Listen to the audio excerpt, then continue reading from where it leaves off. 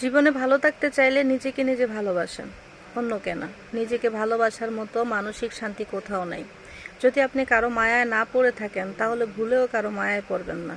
কারণ আমি এমনও মানুষ দেখেছি যে কারো মায়ায় পড়ে কাউকে নিঃস্বার্থে ভালোবেসে তাকে না পেয়ে বা তার অবহেলা সহ্য না করতে পেরে দুনিয়া ছেড়েও চলে গেছে। আপনি যদি নিজেকে নিজে ভালোবাসেন তাহলে দেখবেন এটাই সব থেকে বড় শান্তি। আর এটাই শান্তির অনুভব আপনাকে দিবে। আপনি নিজেকে নিজে ভালোবাসেন তাহলে দেখবেন আপনি খুব ভালো থাকতে পারবেন, আপনি ঠিকমতো ঘুমাইতে পারবেন, খাইতে পারবেন, আপনার কোনো চিন্তা টেনশন থাকবে না। আর আপনি যখন কারো মায়া জড়িয়ে যাবেন, সে মানুষ যখন আপনার ফোন ধরবে না, আপনার কাছে অস্থিরতা লাগবে। সে মানুষ যখন অন্য কারোর সাথে কথা বলবে, আপনি পাগল হয়ে যাবেন।